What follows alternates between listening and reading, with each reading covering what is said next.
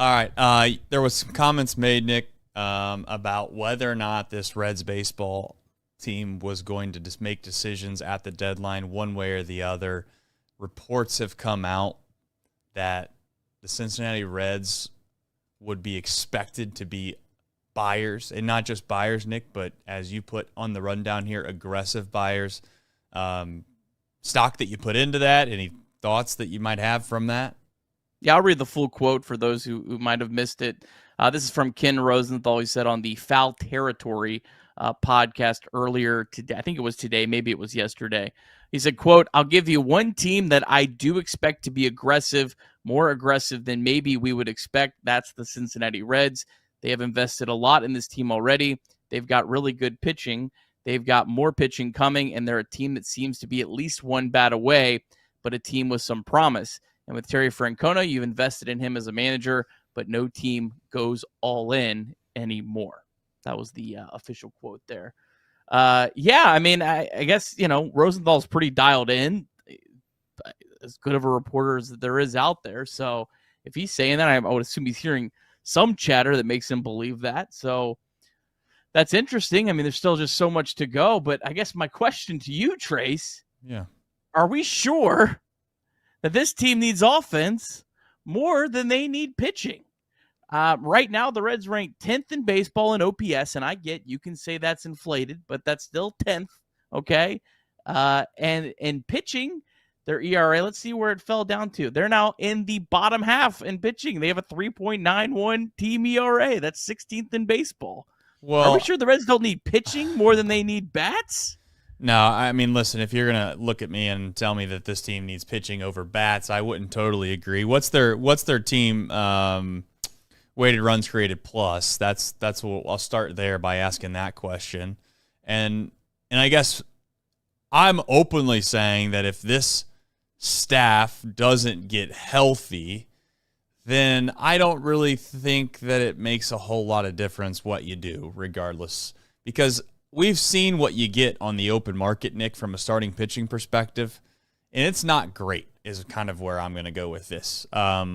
When you have half the fan base already complaining about Nick Martinez and his contract, the truth is that Nick Martinez, based off what he was paid and the production that he's put out, obviously today is probably not the day to fight this fight, but he's been pretty good. He's earned his keep, if you want to call it that. I don't know what you're going to get from a trade perspective, Nick,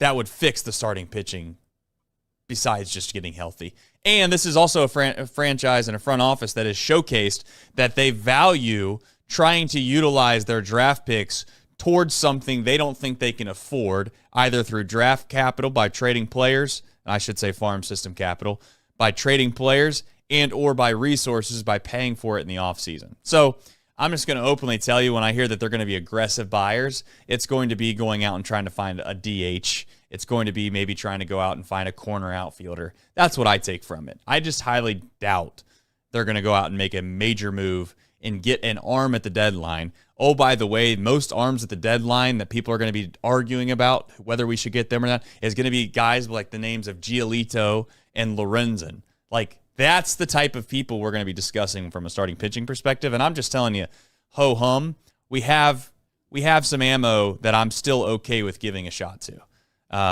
Lyon Richardson, I get it. Maybe you'd say that people are going to kill me for this. I'd rather go to war with Chase Burns, Lyon Richardson, give Petty another chance and see where that goes than to sit here and trade away a bunch of prospects for some mediocre arm at the deadline, personally.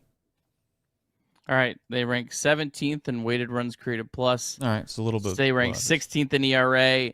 And if you're using weighted runs created plus on the pitching side, it would probably be better to use field independent pitching, which would be the best complement. Reds rank 19th in that. I'm just saying, right. I'm not sure that the pitching's not as I don't want to say big of a concern, but the offense is I think playing certainly a lot better now, especially right now. That's also without Hunter Green. We don't know when Hunter Green's going to come back. Hunter Green was a big part of why that pitching was as successful as it was. I agree. Can I say this? This is going to be really disheartening for a lot of fans, what I'm going to say. If we don't get Hunter Green back, Nick, What are we doing? What's the goal here? And I guess that's where there's this fundamental difference. And I get it. I'd love to go to the playoffs as much as anybody. Trust me, I would. I mean, I'm not saying I'd cut my right arm off, but I'd be willing to sacrifice some pretty big things to get to the postseason. But like getting to the postseason and getting bounced in the first round, and then also, oh, by the way, you don't have Cam Collier anymore. You don't have Sal Stewart anymore. You don't have some of these other guys anymore. And I get someone's going to sit here and be like, you got to be kidding me. You're worried about these guys that are in Double-A? What are you worried? It's like, this is why we're never a good baseball team to begin with. And that's part of the fundamental idea that I thought this front office had. I get you have Tito. I understand all that. But I'm just saying, Nick, if we don't have Hunter Green, and Rhett Lauder's completely gone for the, obviously, remainder. We need top-of-the-line arms. Andrew Abbott's the only guy we got. Like, my question to you, Nick, would be, if we go into the postseason against a really good baseball team, do you think that we can go find a starting pitching at the deadline that's actually going to be somebody that we believe in, that's going to get the job done? No, I don't think the Reds should go out and get a frontline starting pitcher. That was what I was going to try to say. I almost think they should. It might be more wise to the Reds to kind of go more in on the bullpen route of trying to add a couple bullpen arms, and that makes your starting pitching better because you can pull these guys earlier because you have more trusted arms and it's not a couple guys in the bullpen. So that's what my point is I think the bullpen kind of fixes a lot of the whole overall pitching because we've talked about a lot. They've relied on a couple guys a lot, so you have to factor in that they might wear down, and then the guys below them have all really not pitched very well of late, other than Brent Suter. So that's why I almost think you probably do both, but I don't know. I guess my question, and this is me kind of talking out loud a little bit here, if you went and you added one bat that maybe isn't the most spectacular bat, like I had said, Eugenio Suarez, I think you get him without giving up a ton of prospect because he's owed some money. You get him, and then you add a couple relievers. Would maybe that be better than trying to go out and get one big splashy bat? That's what I'm trying to say here. I think that might be a better way to fix this team without giving up a crazy amount and giving this team the best chance. Listen, I think there's just so much stuff that has to happen between now and when the deadline is going to become a real kind of discussion point that it'll be interesting to see where this team's at. I mean, I know, trust me, that is not the sports talk thing to do. And I know that that's not the best thing to do for a show like this. It's just to say, hey, we kind of need to pump the brakes here and maybe be patient for a few more weeks to see where the hell we're at.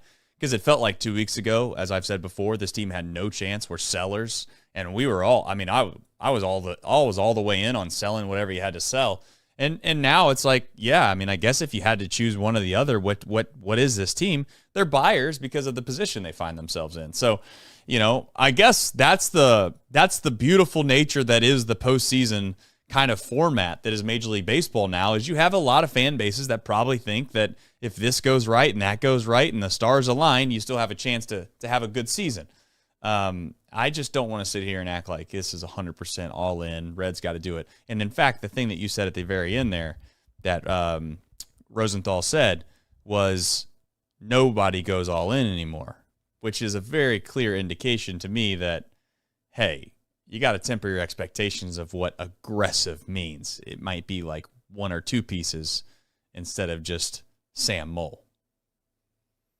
Yeah, and he went a little bit more beyond that, talking about just baseball in general. Like, teams just don't do that anymore because when the Dodgers started, when the big market teams started really understanding the value of prospects, that's when the small market teams have to be even more steadfast in being careful about trading prospects because you're screwed. You can't compete with these big markets if you don't have prospects.